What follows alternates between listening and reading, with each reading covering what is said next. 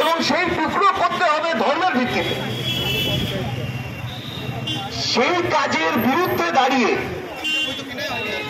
কবিগুরু রবীন্দ্রনাথ ঠাকুর এই গান লিখলেন এবং তার বহু বছর পরে ভারত স্বাধীন হলো।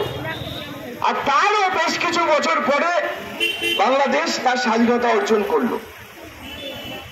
বাংলাদেশের যারা সেই সময় মুক্তিযোদ্ধা, যারা এই বাংলাদেশের স্বাধীনতা অর্জন করবার ক্ষেত্রে ভূমিকা অর্জন করেছিলেন, তাদের কাছে একাধিক গান ছিল, একাধিক কবি ছিল, একাধিক গায়ক ছিল, যাদের মধ্যে থেকে তারা তাদের জাতীয় সঙ্গীত চিহ্নিত করতে পারতেন। কিন্তু তারা রবি ঠাকুরের এই গানটাকেই পছন্দ করলেন, কারণ এই গান এই পশ্চিমবাংলা বলুন, বাংলাদেশ বলুন, বাংলাকে যেভাবে বিবরণ করে সেরকম হয়তো আর কোনো গান এই কাজ করে না। আর আমরা যখন এখানে এসেই সবাই মিলিত হচ্ছি, তখন পশ্চিমবাংলার বিজেপি নেতারা কি বলছে?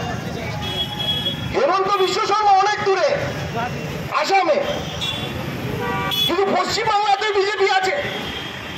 পশ্চিমবাংলার বিজেপি নেতারা সজল ঘোষরা বলছে যে রবীন্দ্রনাথ হলেই সবকিছু ঠিক হয়ে যাবে, রবীন্দ্রনাথের লেখা গান মানেই ঠিক। না, ঠিক নয়। আমরা যদি ক্ষমতায় আসি এইসব গান গাওয়া বন্ধ করে দেব। আমি সজল ঘোষকে প্রশ্ন করতে চাই, 2014-15 সালে যখন নরেন্দ্র মোদী এই পশ্চিমবাংলায় এলেন, ভোটের প্রচার করতেই এলেন, তিনি তো এই গানই উদ্ধৃত করে পশ্চিমবাংলার মানুষের ভোট চাইছিলেন। তাহলে বিজেপি এমন